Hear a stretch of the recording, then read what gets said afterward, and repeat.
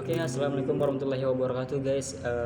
Video kali ini gue mau cerita soal kemarin pas jual HP itu agak sedikit mengecewakan sih.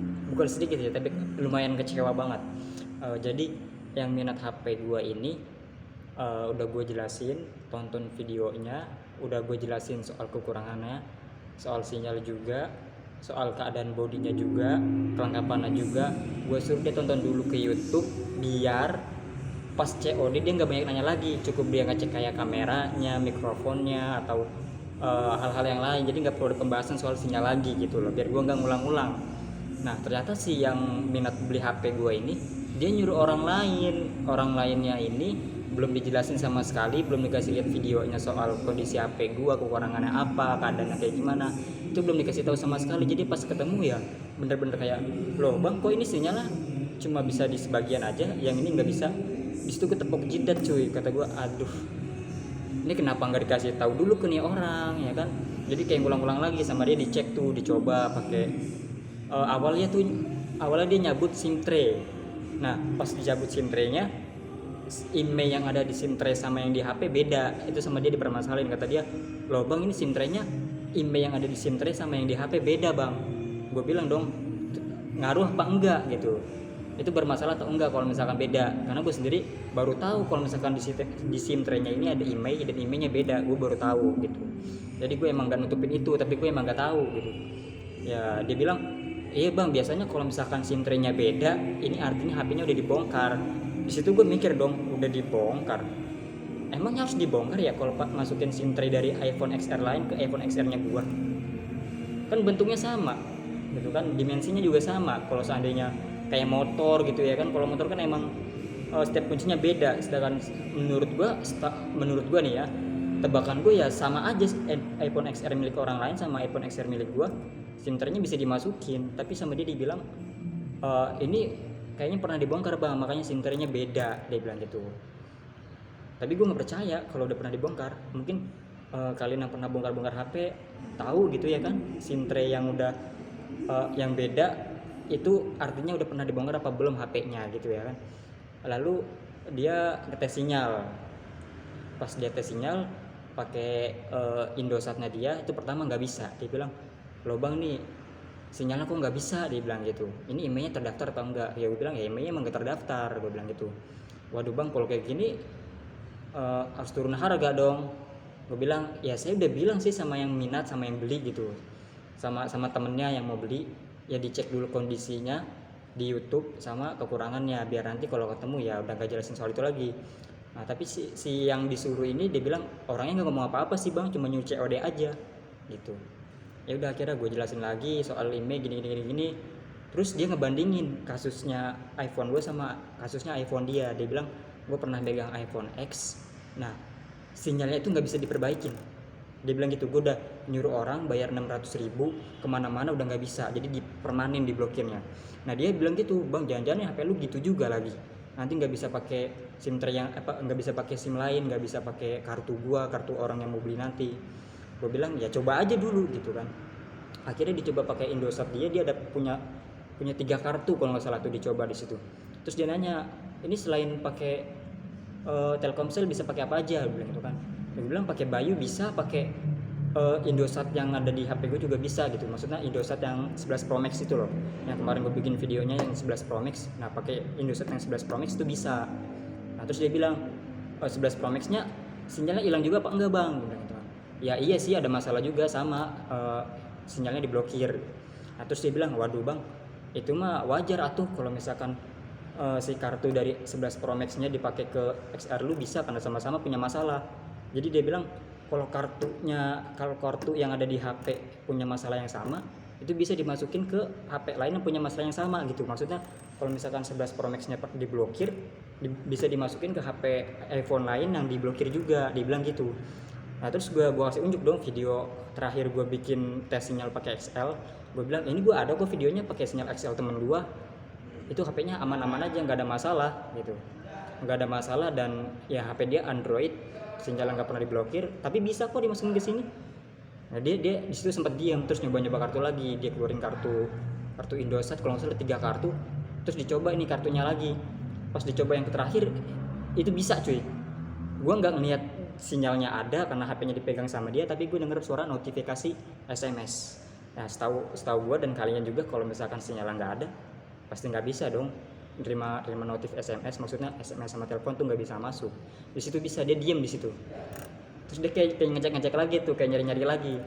Nah sampai akhirnya dia ngetes kamera di mode getar. Dia bilang, loh bang, kok ini kameranya kalau foto nggak ada suara getarannya gitu ya, maksudnya kayak nggak ada suara cekrek gitu.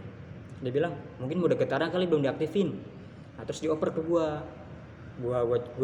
aktifin semua mode getarnya, mode hening saat getar, mode getar saat hening itu gua aktifin semua, dan ternyata emang nggak bisa gitu mode getarnya pas di telepon pas di foto itu nggak bisa. Terus sama dia tombol silentnya tuh, yang on off silentnya itu sama dia dicek juga, bang kok ini pas dinyalain nggak geter ya, biasa kan tombol silent kalau misalkan dinyalain atau di nonaktifin tuh geter. Nah di situ juga nggak bisa. Gue nggak tahu, gue baru tahu soalnya gue sendiri nggak pernah pakai mode itu, karena buat gue yang nggak penting juga. Tapi sama dia dipermasalahin. Akhirnya gue coba telepon dan geter. Pas telepon geter, gue sih pas di telepon geter kok gitu. Tapi ya tetap aja bang, namanya mode getar yang nggak bisa pas di silent itu kan penting, maksudnya biar HP kita tahu ada notifikasi tanpa ada suara, dia bilang gitu. Pokoknya dipermasalahin banget deh. Akhirnya dia nego harga, dia bilang gimana nih bang, bisa turun nggak? Itu gue naruh harga 45. Orang yang minat beli HP gua itu udah fix 45 bang, kita nggak nego lagi, dia bilang gitu. Nah tapi orang suruhnya ini nego cuy. Gue bilang, waduh. Gue tanya kan, emang masalahnya sefatal itu ya? Kalau emang fatal banget bisa gue turunin teman, kalau nggak fatal banget ya sesuai dong, kondisi HP-nya juga masih aman, baterai health-nya juga ori, terus juga layar belum pernah diganti karena Face ID-nya juga masih bisa.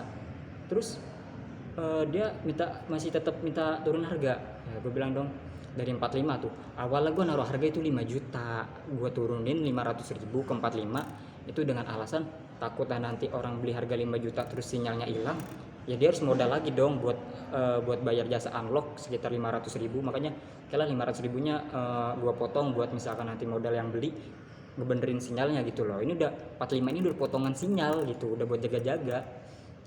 Tapi sama dia minta diturunin lagi harganya. Oke lah gue bilang 42 deh, udah fix tuh, nggak bisa turun lagi gitu. Dia bilang, aduh bang 42 nggak bisa turun lagi, kita bawanya 39 nih.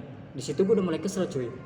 Perasaan gue bilang ke orangnya yang minat beli 45, kenapa lu nyiapin dananya 39? Jadi gue ngerasa nih orang kayak emang sengaja nyiapin dana segitu biar harga HP-nya tuh segitu.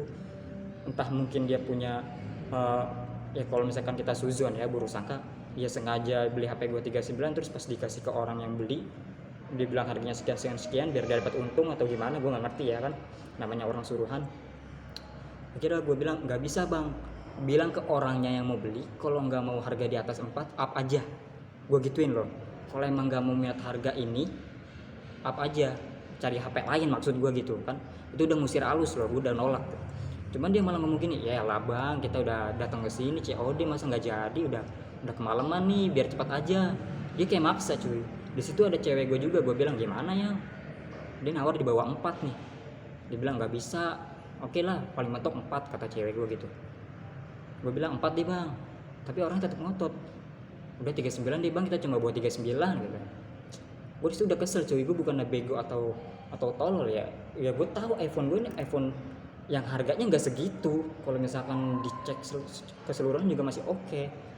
Belum lagi dia bilang, wah ini kalau misalkan saya bawa laptop saya cek lagi bang Trio Tools-nya. Kata gue ya ini sinyal mau diturunin lagi nih HP gue harganya gitu kan. Akhirnya karena dia cuma ada 39 dan udah kemalaman juga nih orang maksa, ya gue bilang ke cewek gue ya udah yang ambil aja 39 gitu kan, biarin itu udah. Kalau misalkan emang kekurangan yang dia sebutin itu ternyata nggak sesuai sama harga yang dikasih, biar Allah aja deh yang balas gue gitu.